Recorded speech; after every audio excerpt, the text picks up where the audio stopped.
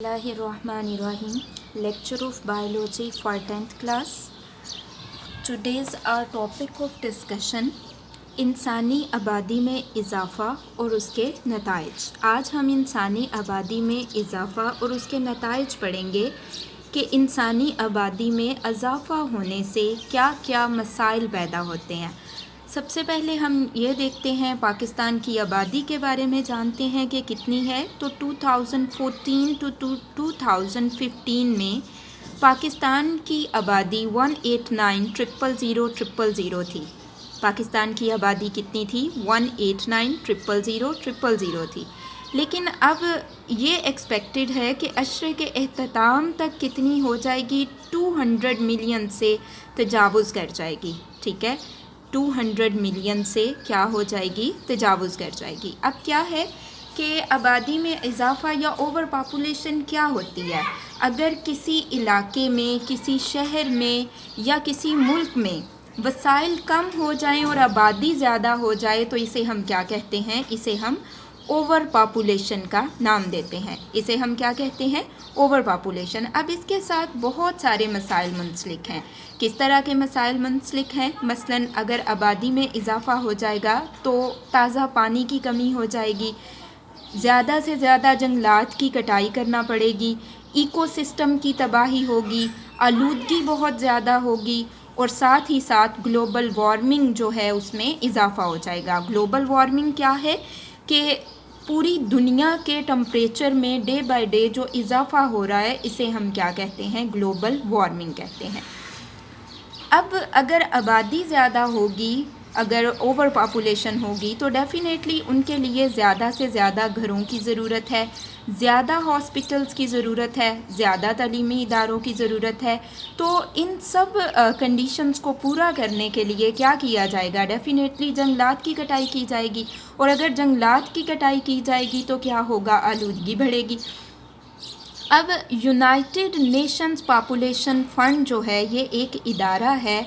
इसने 1969 में अपने काम का आगाज़ किया था और ये इदारा क्या करता है? ये आबादी और सेहत के प्रोग्राम्स को फ़ंड्स मुहैया करता है. ये इदारा क्या करता है? आबादी और सेहत के प्रोग्राम्स को फ़ंड्स मुहैया करता है. और इसके अलावा ये जो इदारा है तकरीबन 140 से ज़्यादा ममालिक में काम कर रहा है. ठीक है, और क्या काम करता है? ये ओवर पॉपुलेशन के नताइज के बारे में लोगों को अवेयर करता है. ओवर पॉपुलेशन के नताइज के बारे में लोगों को अवेयर करता है. नेक्स्ट हमारे पास है एड्स. अब एड्स क्या है? सबसे पहले हम इसका एब्रीवेशन देखते हैं. एड्स एक सेक्सुअली ट्रांसमिटेड डिजीज़ है जो कि सेक्सुअल रिप्रोडक्शन से ट्रांसमिट होती है, यानी कि जिनसी अमल से मुंतकिल होने वाली बीमारी है एड्स. अब एड्स का मतलब क्या है? एब्रीवेशन किसकी है?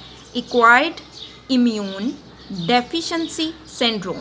एक्वायर्ड इम्यून डेफिशिएंसी सिंड्रोम जो है वो हमारे पास एड्स है और ये सेक्सुअली ट्रांसमिटेड डिजीज़ है, यानी कि ये जिनसी अमल से ट्रांसमिट होती है. इसका जो वायरस है उसका नाम है HIV. अब HIV क्या है? Human immuno deficiency virus. Human immuno deficiency virus. ये वायरस क्या करता है? ये वायरस वाइट ब्लड सेल्स को तबाह कर देता है, डिस्ट्रॉय कर देता है. जब वाइट ब्लड सेल्स को डिस्ट्रॉय कर देता है, तबाह कर देता है, तो एज अ रिज़ल्ट क्या होता है कि जिस्म में बीमारियों के ख़िलाफ़ लड़ने की क़ुव्वत ख़त्म हो जाती है. जिस्म में बीमारियों के ख़िलाफ़ लड़ने की क़ुव्वत ख़त्म होती है. अब एड्स किस तरह से होता है? इसके ज़राए कौन कौन से हैं? तो जिस्मानी फ्लूइड्स, मसलन खून से और सीमन से. सीमन आपने पढ़ा है. सीमन एक ऐसा बेसिकली मवाद है जिसमें 10% स्पर्म्स और 90% जो है वो फ्लूइड मौजूद होता है. ठीक है, सो सीमन के थ्रू और खून के थ्रू, ब्लड के थ्रू ये डिज़ीज़ मुंतकिल होती है. United Nations programme on AIDS, अगर UN-8 के हम एस्टिमेशन के अकॉर्डिंग देखें तो पाकिस्तान की बालिग आबादी में 70,000 to 80,000 यानी 0.1% लोग HIV इन्फेक्शन रखते हैं. कितने परसेंट? 0.1%. और ये कितनी आबादी बनेगी? 70,000 to 80,000. नेक्स्ट हमारे पास है नेशनल एड्स कंट्रोल प्रोग्राम और गैर सरकारी अदारों का किरदार. तो NACP NACP کیا ہے؟ نیشنل ایڈز کنٹرول پروگرام ہے. یہ ادارہ 1987 میں قائم ہوا تھا اور اس کا مقصد کیا ہے؟ HIV کے پھیلاؤ کو روکنا. ٹھیک ہے، HIV کے پھیلاؤ کو روکنا، لوگوں کو ایڈز کے بارے میں اویئر کرنا.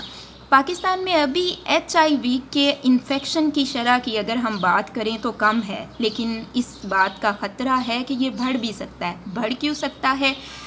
بڑھ اس طرح سے سکتا ہے جس طرح سے بلڈ پروڈکٹس یوز کی جاتی ہیں، اسی طرح سے جو ہے وہ غیر مناسب جنسی رویہ جو ہے اس کے تھرو، اور اس کے ساتھ ساتھ جو انجیکشنز وغیرہ کا استعمال کیا جاتا ہے ان کی وجہ سے. اب انجیکشنز کون سے؟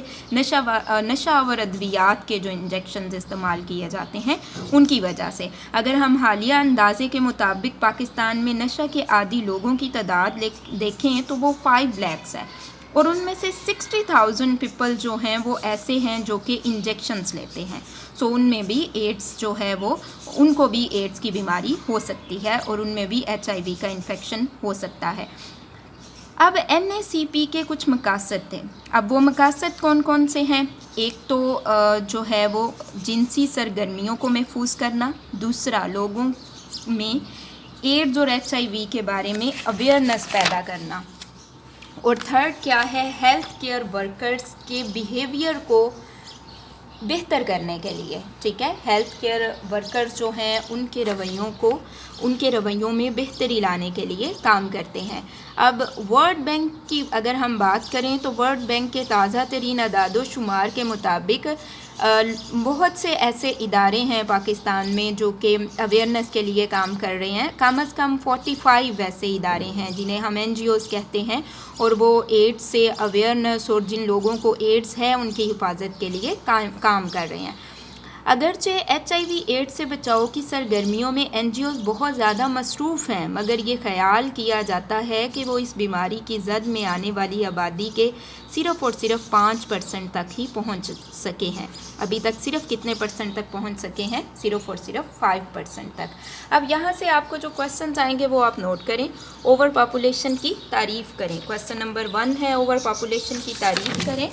اس کا آنسر آپ کے پاس یہاں سے یہاں تک ہے. یہاں سے یہاں تک جب آبادی بڑھنے کا عمل کسی علاقے یا ماحول کی آبادی سنبھالنے کی معینہ حد سے زیادہ تیز ہو جائے تو اس کا نتیجہ کثرت آبادی یعنی اوور پاپولیشن ہوتا ہے. کویسچن نمبر 2 دیکھیں. اوور پاپولیشن سے پیدا ہونے والے مسائل لکھیں. تو اوور پاپولیشن سے پیدا ہونے والے بہت سے مسائل ہیں، اس میں آپ یہاں سے یہاں تک لکھیں گے. کثرت آبادی والے علاقوں کو تازہ پانی، قدرتی ذرائع کی شدید کمی کا سامنا ہوتا ہے. اوور پاپولیشن ہو جانے سے جنگلات کی کٹائی اور ایکو سسٹمز کی تباہی ہوتی ہے، اور اس کے نتیجے میں زیادہ آلودگی اور گلوبل وارمنگ ہوتی ہے. غربت آ جانے سے کثرت آبادی والے علاقوں میں شیرخوار اور بچوں کی شرح موت بھی زیادہ ہوتی ہے. اوور پاپولیشن ہو جانے پر ضرورت پیدا ہوتی ہے کہ مزید گھر، ہسپتال، تعلیمی ادارے وغیرہ بنائے جائیں اور غذائی فصلوں میں اضافہ کیا جائے. کویسچن نمبر 3 ہے STDs سے کیا مراد ہے؟ تو STDs سے مراد ہے سیکشولی ٹرانسمیٹڈ ڈیزیزز. جنسی عمل سے منتقل ہونے والی بیماریوں کو STDs کہتے ہیں. اس وقت دنیا کو صحت سے متعلق سب سے شدید اور دقت طلب مسئلے کا سامنا ہے، اور وہ ایڈز ہے. یہ بھی ایک STD ہے، یعنی یہ بھی ایک سیکشولی ٹرانسمیٹڈ ڈیزیز ہے. نیکسٹ آپ کے پاس ہے ورلڈ بینک کے بارے میں آپ کیا جانتے ہیں. کویسچن نمبر 4 ورلڈ بینک کے بارے میں آپ کیا جانتے ہیں؟ تو اس کے آنسر میں آپ یہاں سے یہاں تک لکھیں گے.